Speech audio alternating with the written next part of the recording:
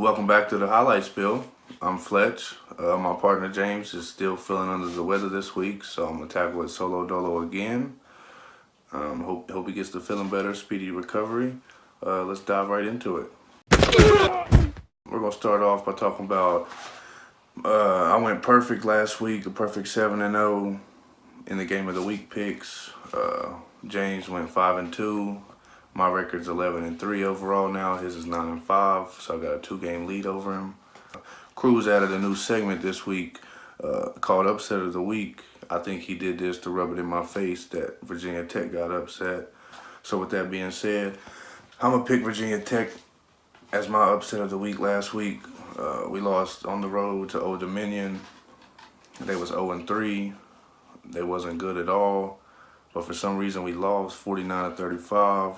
They only had a 1.8% chance to win, and somehow they beat us. The biggest upset in 10 years, and my team had to be a part of it on the losing end.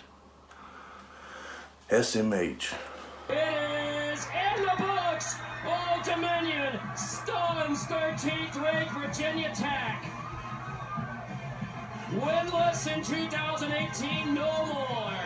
The biggest win in Old Dominion Monarch football history.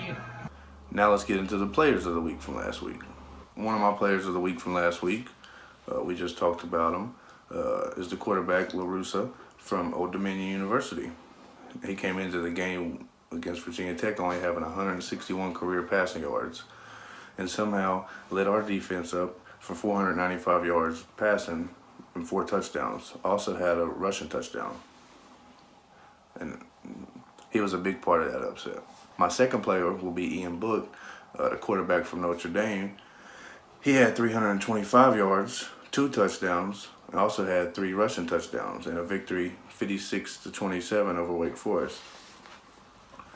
And my last player of the week from last week, he didn't put up too big of numbers, but he was a big part in the comeback from behind victory. Quarterback from Stanford, KJ Costello.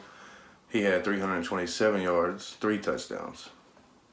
And like I said, that ain't a lot of, big numbers, but he played a pivotal role in them coming back. Now let's talk about the team of the week from last week.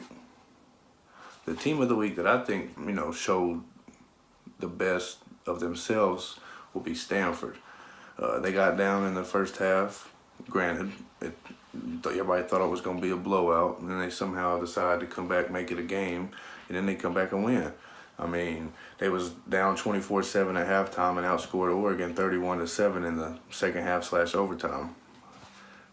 You know what I'm saying? They came out and balled in the second half. Herbert, plenty of time, throws across the middle, batted up, intercepted, and Stanford stages a stunning comeback victory at Autzen Stadium. Now that we're done with the Week 4 review, let's dive into the Week 5 games of the week. On Saturday, September 29th at 12 o'clock, we got Syracuse taking on number 3 Clemson. They travel to Clemson to play them. That's on the road. They upset Clemson last year at home. I don't think they'll be able to do it again this year. Clemson might have a little distraction, with Kelly Bryant wanting to transfer and stuff, but I think Trevor Lawrence is going to, control the offense like he has been, and Clemson's going to come away with the W. And then also on Saturday, September 29th at 12 o'clock, we got number 12, West Virginia, traveling to take on number 25, Texas Tech. This game could go either way. West Virginia's got a hell of a defense this year. Texas Tech's got a hell of an offense. Texas Tech's quarterback's a true freshman. Will he be able to play big time as a true freshman against that type of defense? And also, Will Greer on the other side of the ball, probably shredding Texas Tech's defense. I'm torn, I want to say Texas Tech's going to want to get revenge for the beatdown they let go, slip out of their hands in Morgantown last year. I don't think it'll happen. I think West Virginia will pull it off. It'll be a close one, but West Virginia will get the dub. And then at 7 o'clock, we got Virginia Tech. We ain't ranked no more. Going on the road to Durham to take on number 22, Duke. We lost our quarterback last week, so we're going to have a new quarterback this week. I think it'll take a little bit of time for him to, get in the groove on offense. But I think we'll bounce back and get the dub in Durham without Josh Jackson. And then at 7:30, this is probably the biggest game of the week. We got number 4 Ohio State traveling to take on number 9 Penn State. Like I said, it's probably the biggest game of the week. But I expect Ohio State to keep the ball rolling, and Dwayne Haskins, I think he'll be too much for Penn State's defense. Ohio State pulls it off. And then at 7:30 also, we got number 7 Stanford, traveling to take on number 8 Notre Dame. Stanford's just rolling. Notre Dame's rolling. They had a quarterback change last week. Put in Ian Book. It worked out for them. But I just think Stanford's rolling. They got all the momentum from coming back on the road in Oregon, getting the dub. I think Stanford's gonna win. And then also at 7:30, we got number 20 BYU traveling to take on number 11 Washington. I haven't really watched too much BYU this year. I watched a couple of Washington's games. They looked a little all right. Browning ain't what he looked like a couple years ago, but I still think Washington will pull it off. And then at 10:30, we got number 19 Oregon traveling to take on number 24 Cal. Oregon let a big game slip out of their hands last week. They could have upset Stanford. I think they're gonna want to try and bounce back, get back on the right track against Cal, and I think it'll happen. Oregon gets the dub.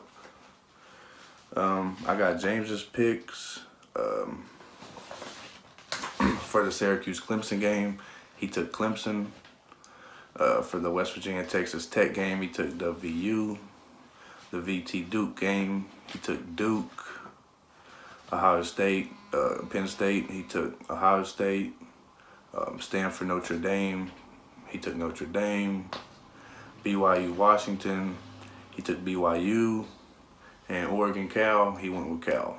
Now, as you can see, we disagreed on a lot more than 2 picks this week. So somebody can have a big lead, or somebody would probably wind up even with the overall picks of the week. All right, now that the game of the weeks are out of the way, let's talk about the upset alert. Who I have on my upset alert, I got Mississippi State on my upset alert. They lost to Kentucky on the road last week. And I can see them losing to a pretty good undefeated Florida team. It can happen. My X Factor of the week, Dwayne Haskins, quarterback for Ohio State. Like I said, probably the biggest game of the week. They're going against Penn State, going on the road. I expect them to put up big numbers, keep the ball rolling like they have been. But in order for them to do that, he has to have a good game. Now, we're going to talk about the Heisman Watch, my top 5 players. 5, I got the quarterback from Georgia, Jake Fromm. He's only had 2 picks on the whole year. He's got Georgia's offense rolling. They beat Missouri last week. I expect them to win again. All right. And then number 4, I got Kyler Murray, the quarterback for Oklahoma.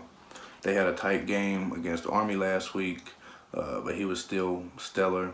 I think he had like 165 yards, didn't have too many yards, but still balled, only missed like 4 passes. So he's number 4. And number 3, I got Will Grier. Although he's played 1 less game than everybody else, stat-wise, you wouldn't be able to tell. He's right up there with the top passers in probably every statistical category. With that being said, he's number 3. Number 2, I talked about him being my X Factor of the week, Dwayne Haskins. He's balling. He's had 2 games, 5 touchdowns. It don't get better than that. He don't miss open receivers either. And number 1, we all know I got Tua Tagovailoa. Their offense has scored 50 points in the 3 out of the 4 games. He's barely had to play the 4th quarter. His 3rd down completion percentage is out the roof. So he gets the job done. And now we're going to talk about my playoff prediction to week 5. Playoffs? You kidding me? Playoffs? Right now, going in, number 4, I got Georgia. Like I said, they look real good. Even if they go to the SEC championship game and lose, I don't see that hurting them. I think they'll still get in. Number 3, I got Ohio State. They're looking real good this year. Dwayne Haskins is something unbelievable. He looked better than last year's quarterback. Number 2, Clemson. Their defensive line, the whole defense as a whole. Trevor Lawrence. What more can I say? And then number 1, Alabama. Like I said, 3 out of the 4 games, 50+ points. Their defense stellar like always. And I don't see nobody knocking them off the top spot anytime soon. My partner James's playoff prediction, kind of similar, but not really. He's got Alabama number 1, Clemson number 2, Ohio State 3, and number 4 he got Notre Dame. He must really like Notre Dame.